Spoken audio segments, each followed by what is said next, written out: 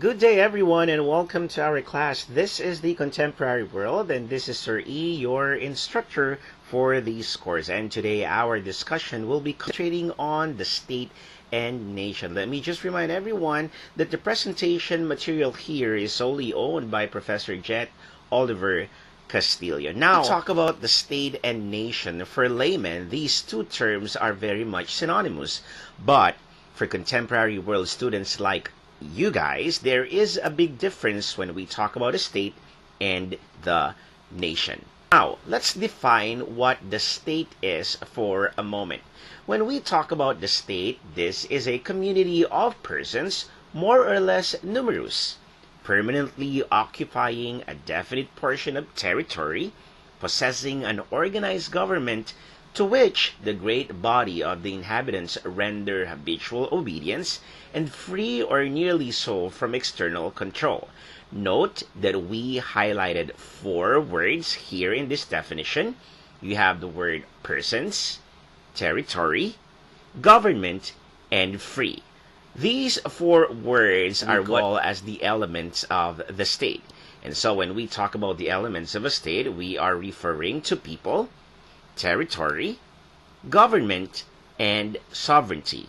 Again, these are the elements of a state. We have people, territory, government, and sovereignty. Now, when we speak of people, we are referring to the mass of population living within the state. No people, then no state. Take the case of Antarctica. It is not a state because there are no people living in there. When we speak of the smallest state in terms of population, we are referring to the Vatican City. But if we are going to refer to the largest state in terms of population, we are referring to China. As of 2024, our country has a total population of 118.2 million Filipinos. Territory. When we speak of territory as an element of the state, this is the land that the people occupy. No land, no state, even if there are people. Take the case of the Jews 1 century ago. They were scattered all over the world. It was only in 1948 when the United Nations assigned a piece of land in the Middle East to be the homeland of the Jews.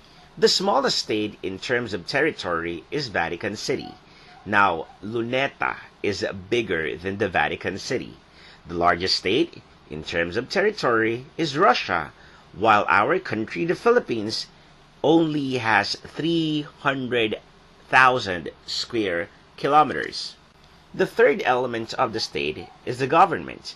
This is the agency through which the will of the state is expressed, formulated, or carried out. It is usually named after the name of the country. Say, for example, the Philippine government or the U.S. government.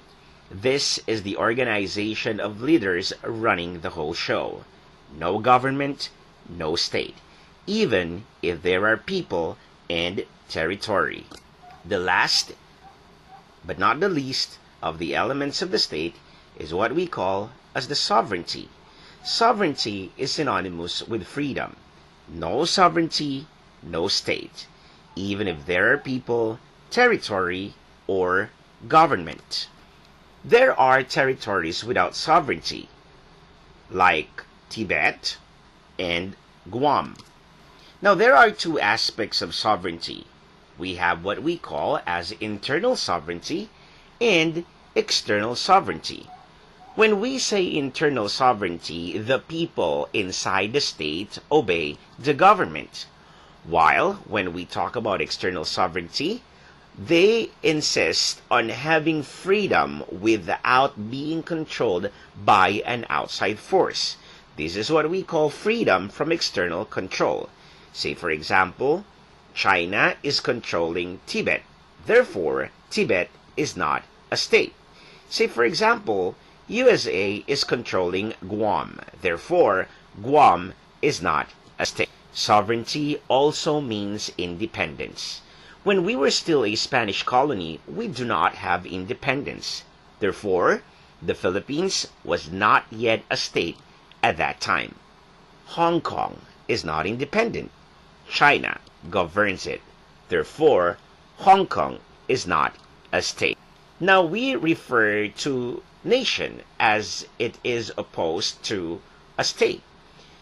Defining nation, this is a group of people bound together by common characteristics like physical attributes, language, origin, or traditions, and who believe that they are one and distinct from others. When we talk about nation, this is different from a state.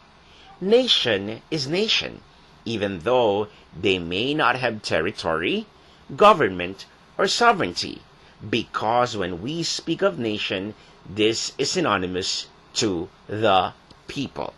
The Filipino nation is synonymous with the Filipino people. Now that wraps up our discussion on nation and state. Now again, this presentation material is solely owned by Professor Jet Oliver Castillo.